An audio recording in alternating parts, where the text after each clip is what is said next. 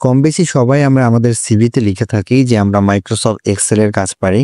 তো ধরেন কোন ইন্টারভিউ বোর্ডে আপনাকে জিজ্ঞেস করলো যে এন্টার কিবোর্ডের কি কাজ মাইক্রোসফট এক্সেল এর জন্য আছে, অথবা এন্টার প্রেস করে মাইক্রোসফট এক্সেল এর কি কাজ করা যায়। তো আজকের এই ভিডিওতে আমি এন্টারের 4টি কাজ দেখাবো যেটা মাইক্রোসফট এক্সেল এ আমরা ইউজ করতে পারি।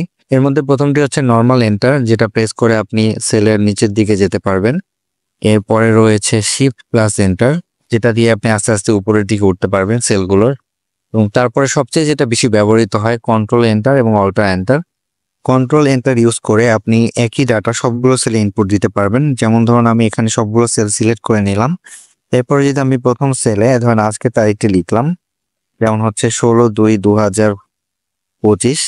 এখন যদি আমি কন্ট্রোল এবং এন্টার প্রেস করি তাহলে দেখুন সবগুলো সেলে কিন্তু ডাটাগুলো অটোমেটিক্যালি বসে যাবে। এবং ফাইনালি অল্টার এন্টার, এটা দিয়ে আপনি একটা সেলের মধ্যে অনেকগুলো লাইন লিখতে পারবেন। ধরুন আমি লিখলাম যে ফলো দিস আইডি, আমি অল্টার এন্টার প্রেস করলাম এবং লিখলাম টু গেট মোর, এবং আবারও অল্টার এন্টার প্রেস করলাম শেয়ার দিস ভিডিও। তো দেখুন সবগুলো লাইন কিন্তু এখানে আমরা অল্টার এন্টার দিয়ে একটা সেলের মধ্যে অনেকগুলো লাইন লিখতে পারি। তো কেমন ছিল ভিডিওটি কমেন্ট করে জানাবেন। এরকম আরো টিপস পেতে অবশ্যই এটিকে ফলো করে রাখবেন।